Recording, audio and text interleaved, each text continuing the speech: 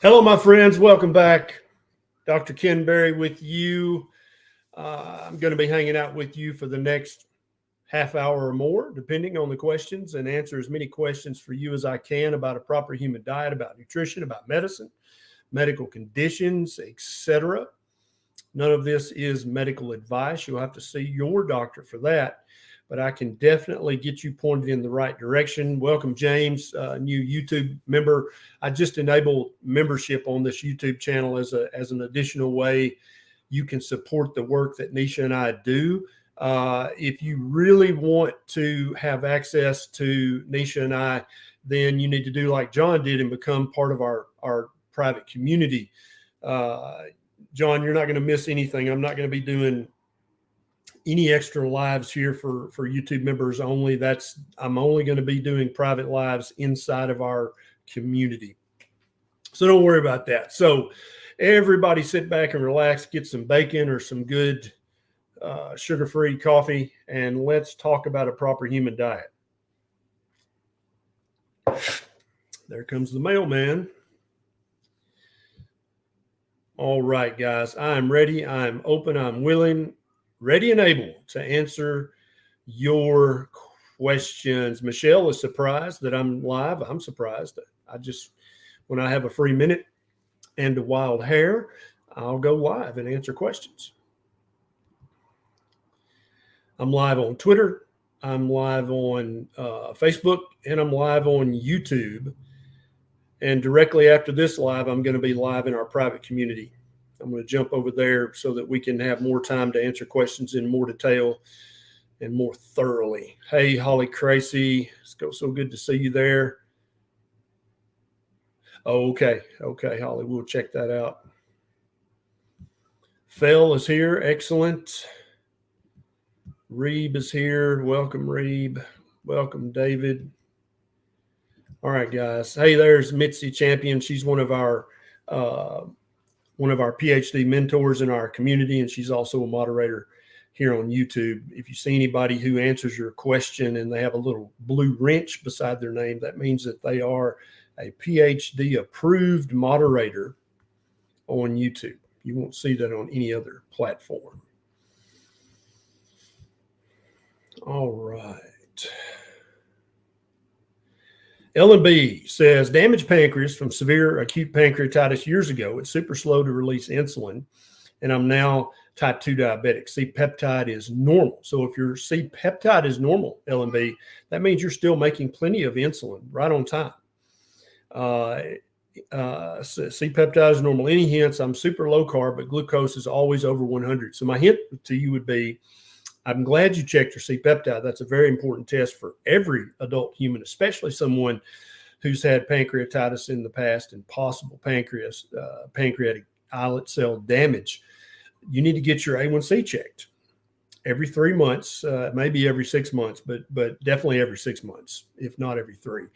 And what you're going to notice is that your A1C is going to be great because you're eating very super low carb. It's very common for people who are eating Ketovore or Carnivore, the two lowest carb versions of a low carb diet that you can possibly eat. It's very common for them to have a glucose over 100, especially in the morning. Your red blood cells need this glucose in order to function properly. They're one of the very few cell lines in the human body that need glucose. And when you don't eat for 8 hours because you're asleep, then you're fasting, obviously. And so you're burning fat for fuel for the rest of your body cells, but your red blood cells have to have glucose. They can't burn fat. And so I think you'll be very pleased when you get your hemoglobin A1C results. All right. Coffee's gross, Ryan says. Hey, if you don't like coffee, get some bacon or some boiled eggs. Get some Carnivore crisps. They have really great meat snacks. Melody says, carnivorous diet for breast cancer. So this is an excellent question. I've actually got a YouTube video on my channel about cancer, all solid cancers. So breast cancer, prostate cancer. This doesn't count for, this doesn't apply to some of the blood cancers and bone marrow cancers, but any solid tumor cancer has to have sugar. has to have plenty of sugar in order to thrive and metastasize. Okay. And so the lower carb you eat, therefore, the lower your serum glucose is going to be, therefore, the less sugar you are feeding to that cancer. And if any of you guys doubt that solid tumors thrive and metastasize on cancer, all you have to do is figure out how PET scans actually work. We use PET scans to look for cancer. And what we do is we use sugar within the uptake molecule that the PET scan actually looks at, because we know that the cancer cells will suck up that sugar very quickly, much more quickly than other cells in your body, as a matter of fact. And so we use sugar in the PET scan to look for solid tumors, just like breast cancer. And so there's nothing magic in a carnivore diet that's going to cure your breast cancer or any other cancer. But what you are going to do is you're going to make the solid cancer have a much tougher time of it, because it's not going to have easy access to all the sugar that it wants. Good question. Arthur says, when should I worry about heart palpitations? Excellent question. So all adults have heart palpitations from time to time. And 80 to 90% of the time, they're nothing to worry about at all. They're not pathology. They just happen from time to time. The way you know that you need to worry about heart palpitations is if they come and they last for many minutes, 5, 10, 15, 20 minutes. That's unusual. You need to see your doctor for that. If you have any shortness of breath with the heart palpitations, you need to see your doctor. If you have any chest or neck or chin, jaw, or abdominal discomfort with heart palpitations, you need to see your doctor ASAP. If you have any lightheadedness, dizziness, or you pass out with heart palpitations, you need to see your doctor immediately. That's how you know. But if you just every now and then occasionally like, oh, I felt a little flutter there. That was weird. Just lasted for a second. No pain, no shortness of breath, no dizziness. Feel fine. That's probably nothing to worry about. But I would mention it to your doctor at your next regular checkup. Good question. Good question. I love these good questions you guys ask, because very often just listening to these Q&As, even if you don't have a question, very often when I answer a question, I'll kind of freestyle a little bit, as Beckett calls it. I'll branch out and talk about a little bit more than just that question. And for many people, that's a learning moment. They're like, oh, excellent. Okay, got it. Jay says, Dr. Berry, do you do private remote consultations? So I don't do one-to-one online or virtual consultations, but you can have much more access to me inside of our community that we have. And there's a link down in the show notes, and we do an additional 4 live Q&As in there each and every week. And instead of 1,200 people watching, asking questions, there'll be 100 or 200 people. And so if you've got more questions that you need answered, you need to join our community. You can join it for $5 a month, $12, $20, whatever you can afford is fine. But $5 gets you in the door, and then you can join those extra lives and ask your questions and get them answered in much more detail. All right. Beautiful. Beautiful. What's going on here? You guys surely have a question for me. Jesse says, you saved my life. You reversed my rheumatoid arthritis. Jesse, I didn't save your life. I just gave you the information. You saved your own life. Well done. Huzzah. Mitzi Champion taking a break from analyzing research data, hanging out with us. Thank you very much, Mitzi, for being here. All right. Amanda is breastfeeding. She says, do I need a higher fat to keep my supply up? So you need to, if you're breastfeeding, or if you're pregnant, or if you're trying to get pregnant, you need to eat until satiety, no portion control, no calorie counting. You need to eat plenty of fat. And so whether you're eating high protein, adequate fat, or high fat, adequate protein, I don't care, as long as you keep your carbohydrate intake very, very low. There's no need for any carbohydrate intake when it comes to breast milk supply. Nisha, my beautiful wife, is a certified breastfeeding consultant, and she would agree with that. You need to, if you're thirsty, drink water. Make sure you're getting plenty of salt and minerals and electrolytes in your diet. Make sure you're eating nutrient-dense food full of protein and fat until you reach satiety. And then make sure you're having plenty of skin to skin snuggle time with that little one. Lots of skin to skin, lots of contact, lots of eye contact, lots of hugs. All that stuff stimulates breast supply 1,000 times better than those stupid breastfeeding cookies that you can buy at the store. Those are a cookie. They're just a cookie. They don't have any magic in them. They don't stimulate breast supply and milk supply in any way. Keep doing what you're doing. Hey, whoa, Nelly, how's it going? Julie, I'm so glad that you're finally able to catch a live. I try to do these at different times of the day for people who are shift workers or live in other parts of the world. Stacy sending love from Seattle. Thank you, Stacy. Okay, 66 says, while you're on vacation, do you cheat? So in case you guys don't know, I'm Dr. Ken Berry, family physician. I am currently a carnivore, 99% carnivore diet. When Nisha and I go on vacation or conference or somewhere like that, I will occasionally cheat on carnivore with a keto-friendly real whole food. And so last time we were on vacation, I actually ate some plantains. We were at Nisha's Puerto Rican grandparents' house, and they love plantains. So I had some plantains. That was my carnivore cheat. Oh, and some olives. Yeah, and some olives. Oh, and an avocado. So that's the extent of my cheating. I have found that feeling as good as I feel, I don't want to cheat. I have no desire to go back to feeling the way I used to feel when I was a fat type 2 diabetic doctor. All right, let's find some more questions here.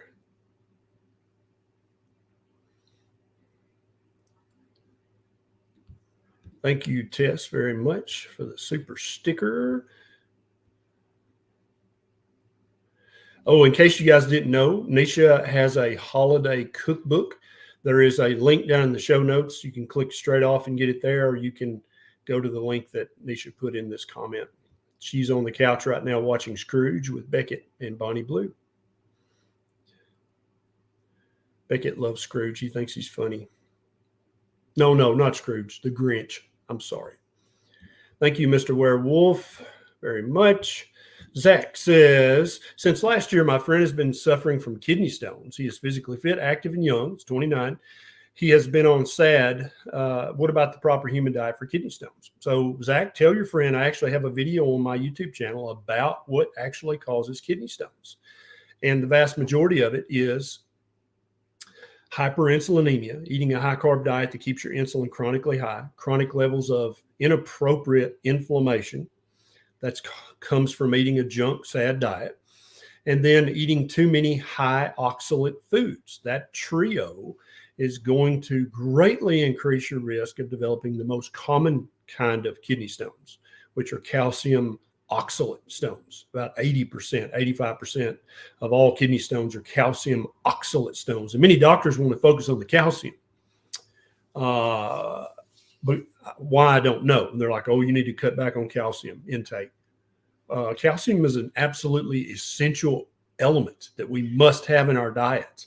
Why would you tell somebody to cut back on calcium? There is no RDA for oxalates. We don't. If you never ate another oxalate for the rest of your life, you'd be just fine. So cut back on carbs. That's going to lower your insulin. Cut back on junk, highly processed food. That's going to lower the levels of inflammation. And for some people, they need to cut back on plants as well, because for some people, plants, especially grains and beans and legumes and peas, can cause significant inflammation in the body. And then you need to cut back on the oxalates. And that's going to greatly reduce his risk of ever having another kidney stone. Janice says, wearing a CGM, I'm not diabetic, I'm wearing it for fun for 2 weeks. Last night, an alarm went off on CGM app because levels were between 66 and 69. That's weird. Healthy labs and life overall. Okay, so this is a great question. And most of the CGMs, that's a continuous glucose monitor. That's what a CGM is, in case you don't know. Most of them have a cutoff at 70 milligrams per deciliter. And it is completely fine and normal if somebody's eating a very low carb diet for their blood sugar to get to just hang out in the 60s. That's completely healthy and normal and fine. It's actually wonderful.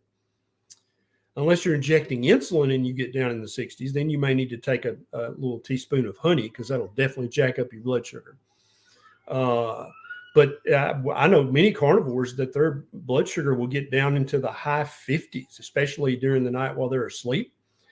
That's just normal for a well-fed human who's healthy. So Janice, don't worry at all about a 66, 69. Those are beautiful, beautiful, normal numbers if you're not taking a medication that aggressively lowers blood sugar or injecting insulin.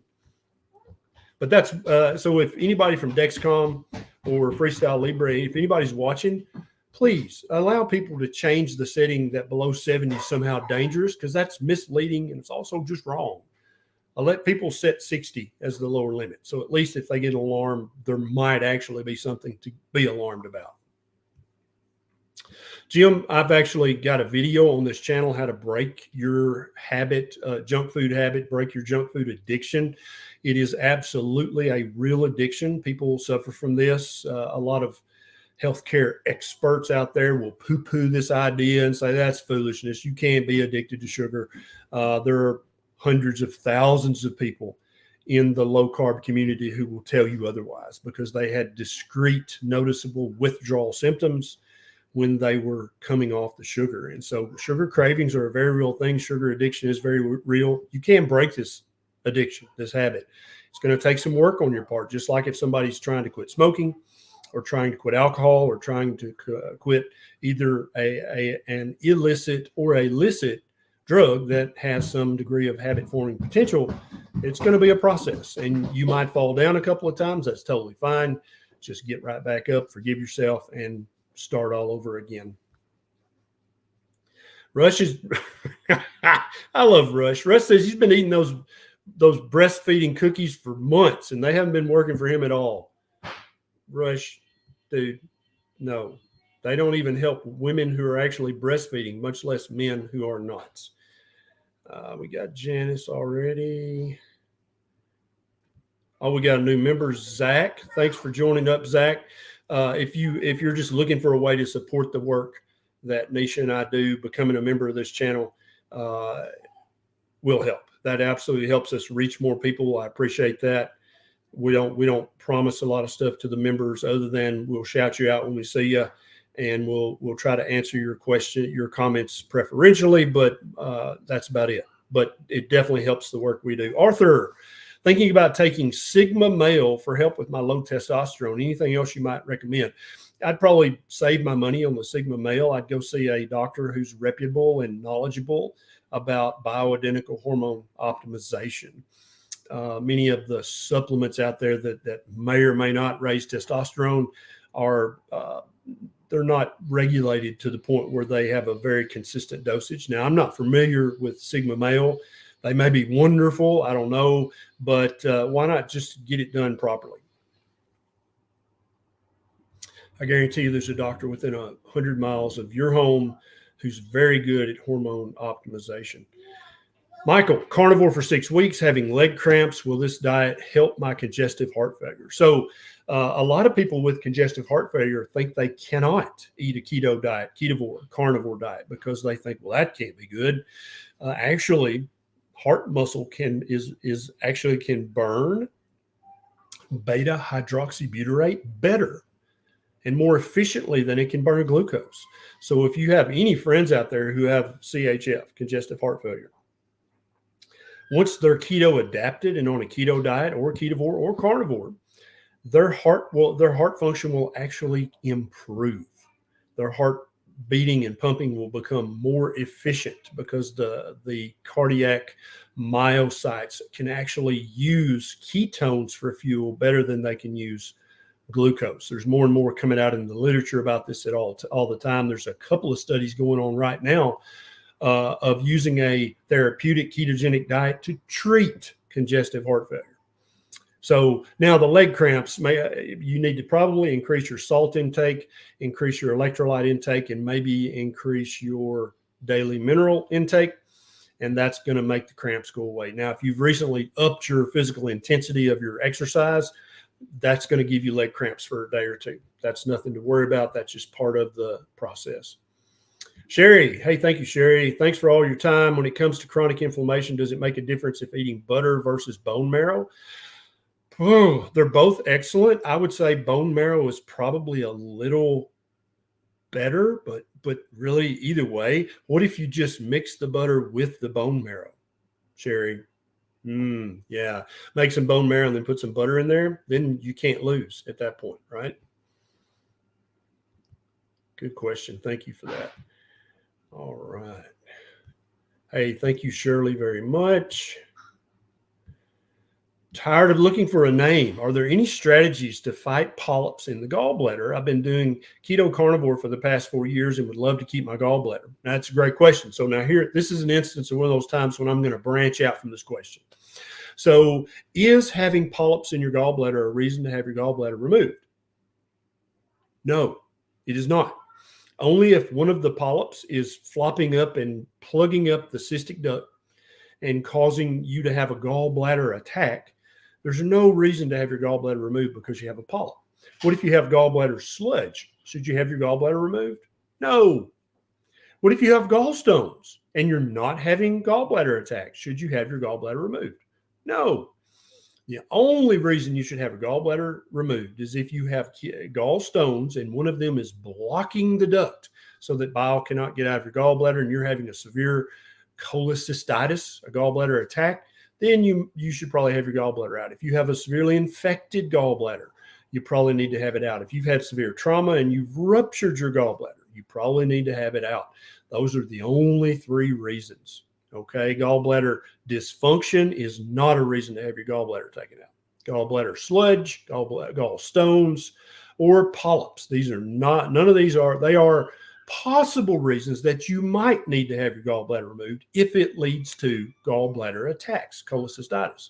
But if you're like, no, I mean, I just have a mild pain occasionally. It's no big deal. If I eat a fatty meal, I have a little pain, but it's not terrible. No, you have no reason to have your gallbladder removed at all. We know for sure that the gallbladder stores and concentrates your bile. But I guarantee you there are multiple other functions that the gallbladder has as well that we just don't know about yet because surgeons got so froggy decades ago taking the gallbladder out. It pays a surgeon pretty well to take out a gallbladder. And it doesn't seem like it causes any long-term severe problems for the patient, although many patients who've had the gallbladder taken out would tell you otherwise. They would say, oh, hell yeah, it caused me a lot of problems having it out. So keep your gallbladder, even if you have polyps. There's no reason to have your gallbladder taken out unless you're having severe gallbladder attacks. See what I did there, guys? Robbie, been carnivore for 2 months. Now I get nauseous after eating meat. Am I missing more in my diet besides the meat fat in 80-20? Why the nausea? So some people, if they eat too high of a fat carnivore, they'll get nausea. Some people, if they eat too high of a protein carnivore, they'll get nausea. I would recommend changing your macros, whatever. If you're doing, it sounds like you're doing high fat, adequate protein. I'd probably lower the fat a little bit. And then maybe branch out and try some other meats that you haven't been eating lately. Try some lamb if you haven't. Try some goat, depending on where you live in the world. Try some other things like that. Try different kinds of eggs. Chicken eggs are great, but have you tried duck eggs, quail eggs, goose eggs? Oh my gosh, goose eggs. Also, always keep in mind your nausea may be coming from something else. So if the nausea persists, see your doctor. Michelle, my T3 has lowered since carnivore. Is that normal? I'm feeling great. And so this is the reason a lot of people will say, oh, women need to, they can't eat keto or ketovore or carnivore, is because their T3 goes down. But what people don't realize is that their T3 functions more efficiently on keto, ketovore, carnivore. So they don't need as much. So that's a big deal. Michelle gives us a hint in her question. She says, I'm feeling great. Now, if you're feeling great, is it possible that your T3 is pathologically low? No, if your T3 is pathologically low, you're going to feel like Duke. Okay, makes sense? Good question. Jose says, is TRT helpful for losing fat? If your testosterone is low, Jose, absolutely, it's going to help you put on muscle and lose fat. But if your testosterone's normal, then probably not so much. Mikey says, Dr. Berry, what's your take on chicken wings, grilled, not fried, for carnivore? Hey, Becky Berry, will you close the freezer? Thank you, baby. Becky's such a good helper. So chicken wings are fine. Always keep the skin on. Cook them with the bone in. And I think it's fine to fry them as long as you fry them in beef tallow. Chicken wings are fine. That's one of the fattiest cuts of the chicken. Make sure and eat the little gristly bits off the end of the bones. Eat all of the skin. That stuff is good for you. Never peel the skin off poultry. If you're going to eat poultry, always eat the skin.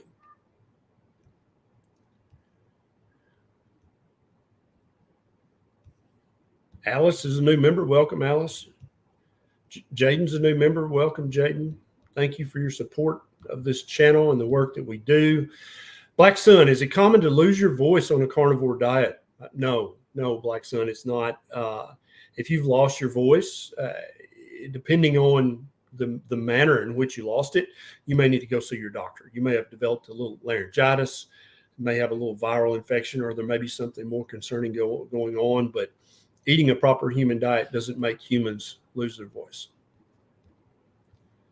Erica, I have high breast density and a greater risk for breast cancer. Therefore, I need a yearly mammogram. I'm 54 years old, 132 pounds, 9 months. Any thoughts? Yeah. So if you have a first degree family member who has breast cancer and you have very dense breasts, and if you had a needle biopsy saying, yeah, you got some atypical cells here, then you probably need to get an annual mammogram, maybe even more often. Follow your doctor's guidelines on this. Yeah. Also, any women who have fibrocystic breast disease, have fibrous, painful breast tissue, or have high, very dense breasts, and the doctor told you that after a mammogram, make sure you're getting enough iodine, either from foods in your diet. I have a video on this channel about iodine-rich foods, or you can use an iodine supplement. Can you guys hear Bonnie Blue? I think it's booby time. Joe, I'm a type 1 diabetic and doing carnivore keto for 10 months. I have been having low energy, even with glucose levels at 80 to 120. I tried electrolytes, but it doesn't seem to help. Your thoughts? So Joe, obviously Joe's getting enough glucose because it's 80 to 120, which is fine. He probably needs to increase his salt intake. For many of us, salt, if you don't get enough salt in your diet, Bonnie Blue is not happy. You can have fatigue. It sounds like you're getting the electrolyte intake up. That's good. Also, daily minerals. If you're deficient in a mineral, you can have just pervasive fatigue that you just can't function. You don't have the get up and go that you want. Also, Joe, depending on your age, I don't think you told, no, have your doctor check your free and total testosterone and a sex hormone binding globulin. You might find out that you have low testosterone. If any of you guys would like to get the daily minerals, there's a link down in the show notes. Blood salt versus rock salt. Majestic Gemini, I'm not sure what blood salt is. I don't know what that means. Marcel, sorry. If you have a bad headache, do you take pain reliever or do you just deal with it? Or do you have a remedy that will help it go away fast? So if you have a mild to moderate headache, I would highly recommend you do what I do. Just don't take anything. Just get out, get active, try to get it off your mind. Sometimes a pinch of salt on the tongue will get rid of a headache. Sometimes a dose of Element electrolytes or Redmond's Relight electrolytes will make the headache go away. Sometimes a shot of daily minerals. Sometimes taking a nap. Sometimes if you're fasting, then go ahead and break your fast a little early if the headache. Now, if the headache is severe, I think it's fine to take 1 or 2 ibuprofen occasionally for a headache. But I do not think it's okay to take anti-inflammatories regularly for headaches. If you're having headaches on a more than a once a month basis, you probably need to see your doctor and see what's going on. Hascat, it's a new member. Thank you so much, Hascat, for joining the channel. All right, let's see what else is going on. Peggy's a new member. Wow, you guys are joining up. Thank you so much for the support. David, have you seen the video where someone places a flexible metal tape on their mattress and running a ground wire outside? What are your thoughts? Yeah, okay, good. So I just recently read about 5 research papers and 2 books about earthing. Some people call it grounding. So this is fascinating, and I'm going to answer David's question, but I want to talk about this. This is all you guys think about this. Every wild animal on the planet is in direct, constant contact with Mother Earth at all times through their feet, right? Now, the Earth has an electrical charge. It's giving off electrons, and all these animals are absorbing those electrons. Now, humans, up until about a few thousand years ago, I think right now they're saying probably 8,000 years ago was the first recorded example of a human making and wearing shoes. But even then, the shoes were made out of straw, which still leaves you conductive with the earth. Then we started making the bottom of shoes out of leather, which if it's wet, it's still an excellent conductor of these electrons. We know that the human body is capable of accepting and giving off electrons. We know that the human heart and human brain, they're run on electricity. So the whole theory of this is that we should be in contact with the earth, that perhaps some of our chronic medical conditions of today, the chronic inflammation, the autoimmunity, maybe even mental health conditions, is because we now, all of us, are never in contact with the earth with bare feet. That's pretty compelling. If you think about it, you're like, yeah, we're the only animal that's ever done that. We're also the only animal that has all these epidemics of chronic disease. Maybe there's a connection there. Now, there's very little meaningful research on this, because when you start talking about this kind of thing to a department chairman at a big research university, they kick you out of their office. They're like, okay, first of all, that sounds woo-woo as hell. It does. Secondly, there's no way we can make a patent. All people could just take their socks and shoes off and go stand in the grass. We can't make any money off that. So why are you talking to me about this? So there are companies that sell mattress covers that are connected via a little metal wire that goes through your wall, and then you kind of pound a big stake or metal nail down into the ground and connect the wire to that. And that will work. But that costs money, David. There's actually a shoe company that has silver wires sewn into the sole of their shoe and into the insole, so that even though you're wearing their shoes, you are still in direct electrical contact with Mother Earth. And they're not that expensive. I'm not going to say the company. If you want to get a pair, you can look them up yourself.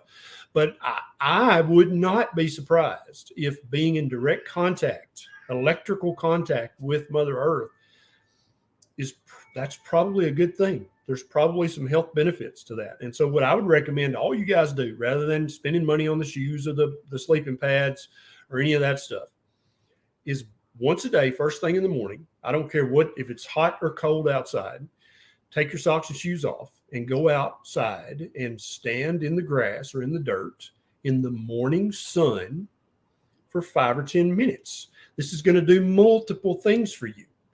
If grounding is real, you're gonna get 10 minutes of grounding, and you're gonna, whatever it does, equalize your electrostatic charges. I don't know what it does.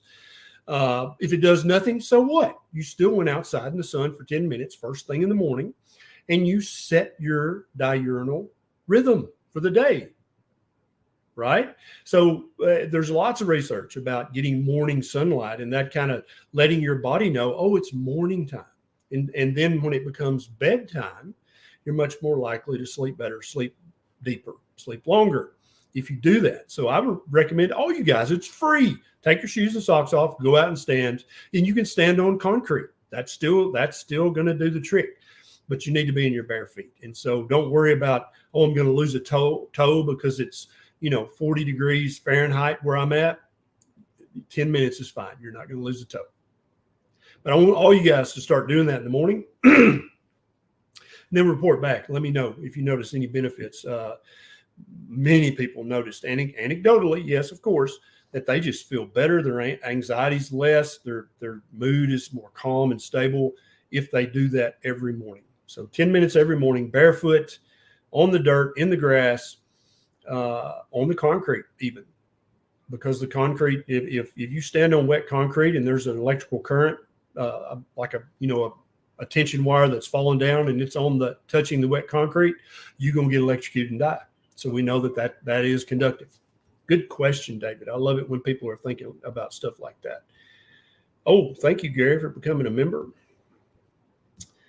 All right. This is B4 Zoo. Does vitamin C get destroyed by cooking the meat? Currently eating locally raised ground beef, and am afraid of getting less than 10 milligrams a day.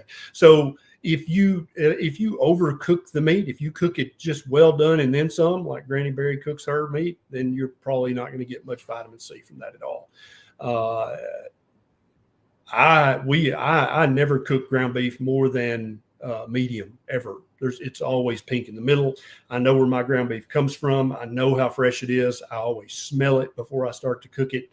If I know where it came from, it's good quality meat and it smells fresh, there's no danger of cooking your hamburger medium or even medium rare. Now, if you got 5 pounds of hamburger meat from behind the truck stop from some guy whose name you don't know, and it's kind of gray looking and smells a little funny, you need to cook that ground beef to death and then probably feed it to the dog. But if the meat is fresh and you don't overcook it, there's going to be vitamin C in the meat, even though the federal government currently does not believe that that's true. It's absolutely true.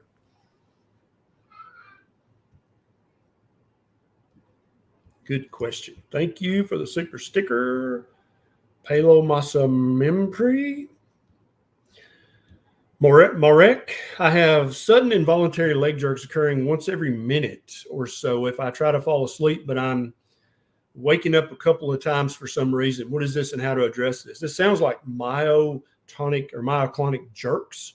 A lot of people will do this when they're going to bed. It's not really an indication of disease or pathology. Some people just do this. Some children do this. I used to do this as a kid. I'd do that 7 or 8 times before I finally went to sleep. Now, this doesn't sound like you're having leg cramps. It doesn't sound like you're having ischemic leg pain. It just sounds like you're having myoclonic jerks, and it's probably nothing to worry about at all. Ketovore since February 2022. Yeah. So you can definitely up your salt a little, up your electrolytes a little, and maybe add some daily minerals and see if that helps. But this doesn't sound like anything bad or worrisome.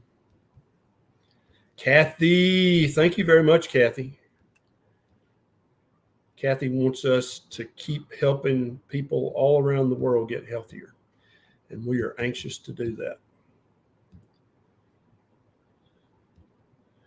All right. Oh, Rachel's a new member. Excellent. Tanya, my sister, 71 years, has been on carnivore 4 months and lost over 30 pounds and doesn't want to lose any more weight. What can she do? Also been feeling unwell and low mood, offer food. So, Tanya, a carnivore diet is not a weight loss diet. A keto diet is not a weight loss diet. A lot of people think they are because most people come to keto or carnivore because they're overweight, and that's one of the things they want to fix. It's important to understand that keto and carnivore are weight optimization diets. And so as your sister's body weight, and more importantly, as her body fat percentage reaches the ideal range, her weight loss is going to slow down and eventually stop. She's not going to just keep losing weight until she dries up and blows away, as Granddaddy Barry used to say. If she's feeling unwell and low mood, probably needs to increase her salt and electrolytes, maybe increase her minerals, and maybe go see her doctor and get her hormones checked. Also, keep in mind that low mood and not feeling well and not really hungry, that can also be a sign of medical problems. So she maybe needs to see her doctor and get checked out thoroughly. Good question. Thank you for that. Matlas, I've been on keto since October 2011, but I've been noticing over the past 4 or 5 months that I have more aggravated back acne. What could that be? That's almost certainly hormonal. in nature, matless, depending on what medications, what supplements, both illicit or illicit that you're using, that can cause pretty severe back acne. So maybe touch base with your doctor, or if you're taking any supplements or the kind of manly supplement that's supposed to increase your testosterone, that can definitely give you back knee. Thank you very much, Noel.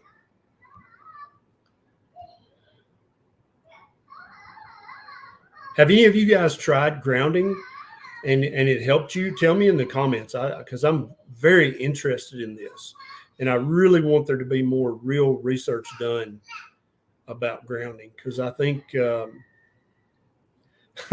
Hascat says I'd need a lot of wire. My bedroom's upstairs. Yeah, but there are people that literally drill a hole in the wall and run a tiny hole, and run a tiny wire out, run it down to the ground, and then drive a nail or a metal spike in the ground and tie the wire to it. And then one guy, he just then ties the wire around his toe when he goes to sleep at night, and that'll work because he's connected to the Mother Earth. I just think it's a fascinating thing. I don't know, there may be nothing to it whatsoever, but all the other animals do it, and they don't have diabetes and fatty liver and obesity and such. Of course, I think it's the food that causes that, but grounding, earthing, that's not going to hurt you. That's for sure.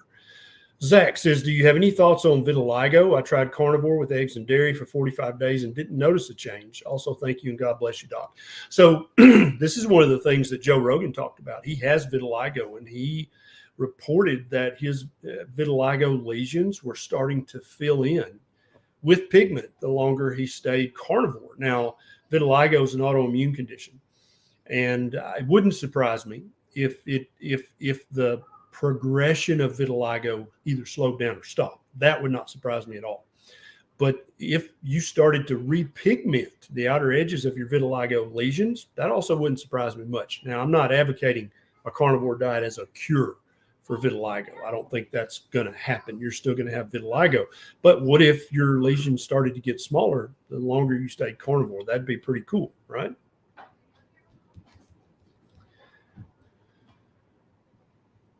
Peggy says, there's an earthing movie on YouTube to learn about grounding. It really does help. Been doing it for years. Mats are also available. Yeah, but I don't want any of you guys to waste your money on mats. I want you to be spending your money on meat and eggs. And just go outside and stand barefoot for 10 minutes every morning, get some morning sun, even in the middle of winter. Me and Beckett did this morning, both of us barefoot. And it was fun. Neither one of us died. We didn't lose a toe. It's totally fine to do that. Stefan, I'm 37 and been dealing with chronic FS or Parkinson symptoms, not sure, for over 10 years. My father has Parkinson's since he was 45. I tried supplement, fasting diets, carnivore. Any thoughts? So it sounds like you don't have a definitive diagnosis, Stefan B. You need to go to the doctor ASAP and get an MR of the brain, get all the neurological testing done. You need to know if you have Parkinson's or if you have something else. Your risk of developing Parkinson's is a tiny bit higher since your dad has Parkinson's, but that's no guarantee that you're going to get Parkinson's. Okay, so go to your doctor and get all the testing done so you can know for sure, yes or no, do you have it. It'll help with planning your future. Nancy, T4 is 12.75, T3 normal, but I feel great. And if your TSH is also normal, Nancy, then this is probably fine, but follow up with your doctor.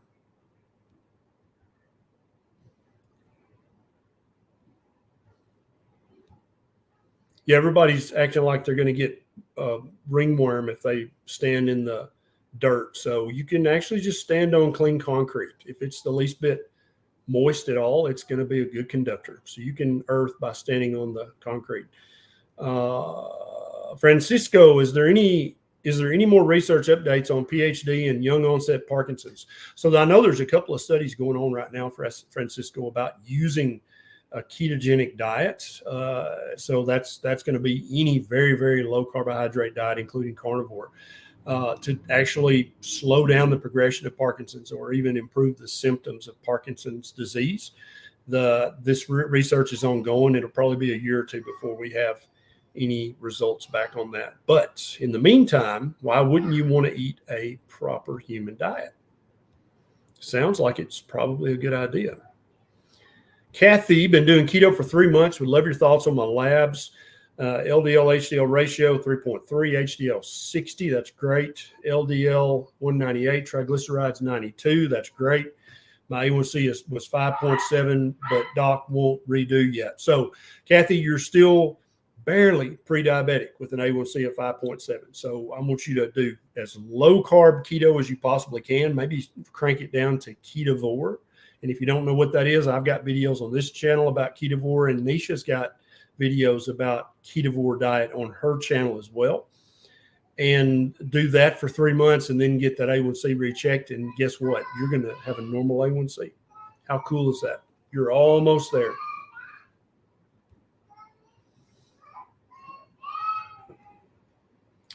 All right, let me see if I can find another good question here. You guys are asking good questions today. Peggy, I started taking iodine 2 drops a day in my coffee. My hair began to fall out. It is continuing to do so. Help, please. What can I do to rectify this? So getting adequate iodine in your diet does not make your hair fall out. Your hair is falling out for another reason. It'd be my guess that you're losing a lot of weight because you've also cleaned up your diet. Peggy, watch my video on my YouTube channel, this channel, about hair loss. Anytime you're losing weight, you're going to have some degree of hair loss or hair fall, as they say in some parts of the world.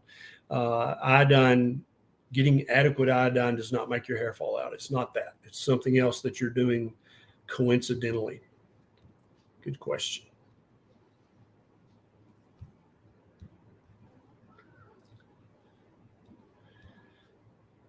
All right. Where's another good question? MCA, any opinion on omega-3 supplements made from algae? Yes, I have an opinion about them. They are a waste of your money. If they're from algae, they might have some DHA and EPA, which are the 2 most important omega-3 fatty acids for the human brain and human nervous system. But more than likely, they're going to be predominantly ALA, which the human body then has to convert into DHA and EPA. And many humans are very poor at converting ALA to EPA and DHA.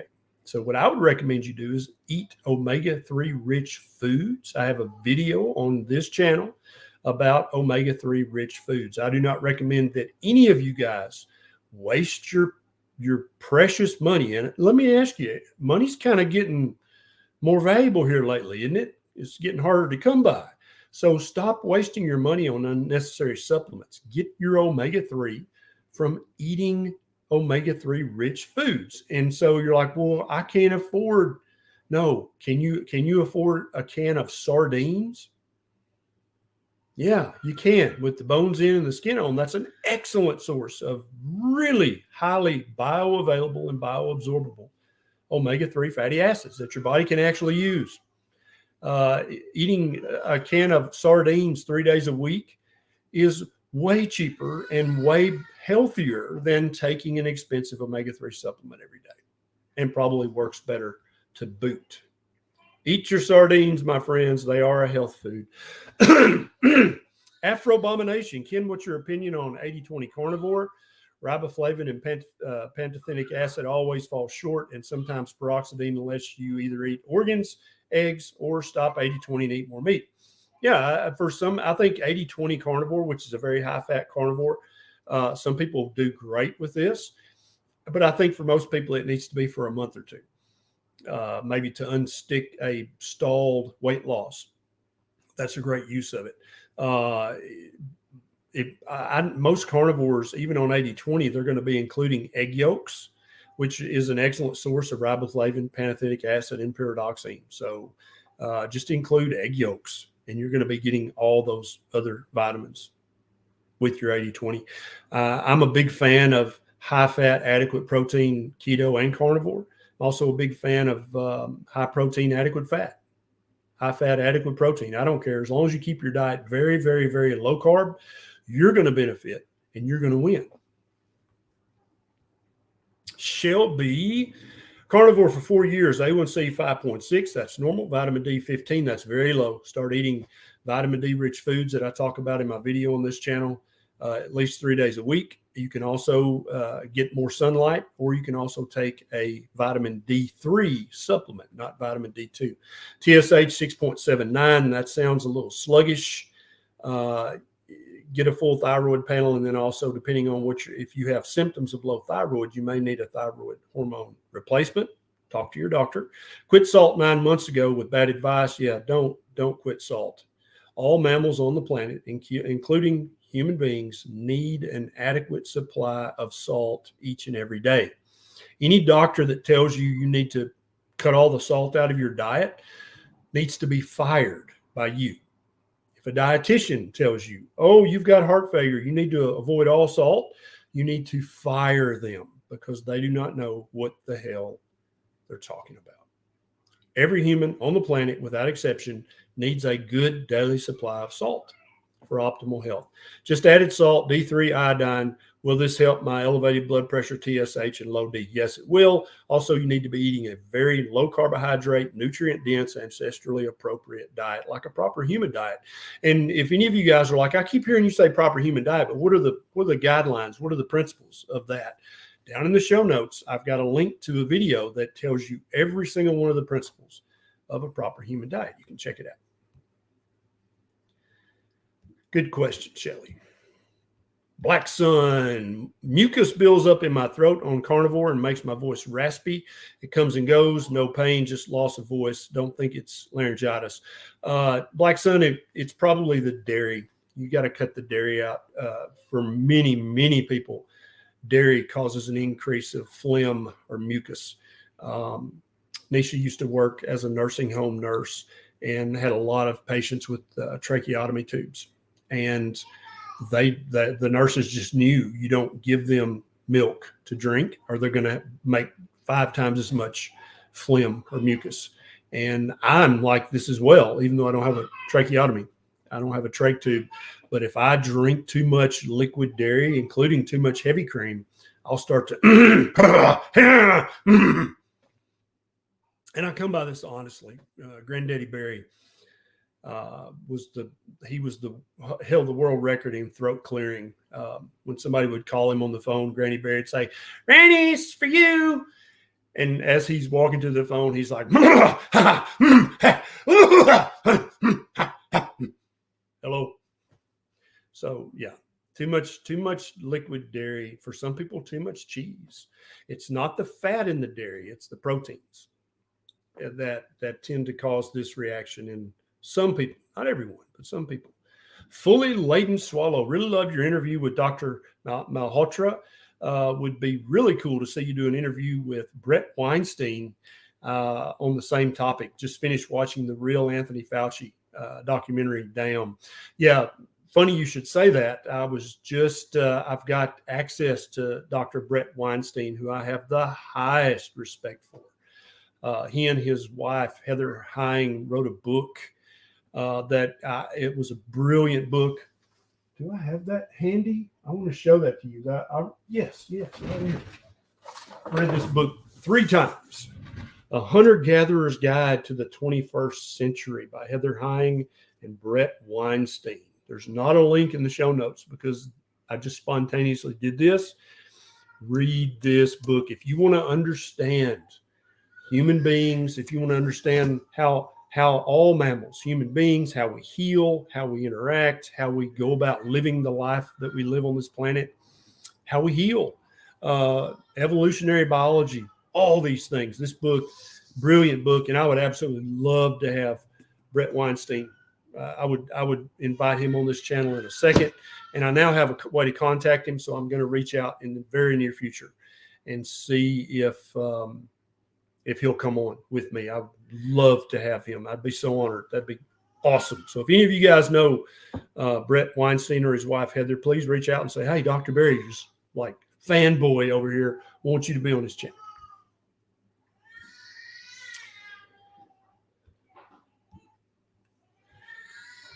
Paloma Siempre. Doing carnivore since July of 22. My type 1 diabetic son is showing amazing glucose numbers, but his labs show high triglycerides, high blood pressure, and LDL out of range. So don't worry about the LDL. Make sure he fasts for 12 to 14 hours before he has his lipid panel checked. Otherwise, his triglycerides might be a little off. Also, make sure that they let him sit quietly for 15 minutes in a dark room before they check his blood pressure. That's the way all the blood pressure research was done and is done. And so for everybody listening, this is another great takeaway. If you're a doctor, you got an appointment, you're running late, you go in, you check in, they rush you back, sit you down, and immediately check your blood pressure. That is poor medical practice. That is not the way it's supposed to be done. They are doing that for their own convenience, not for your health. That blood pressure is by definition going to be falsely high.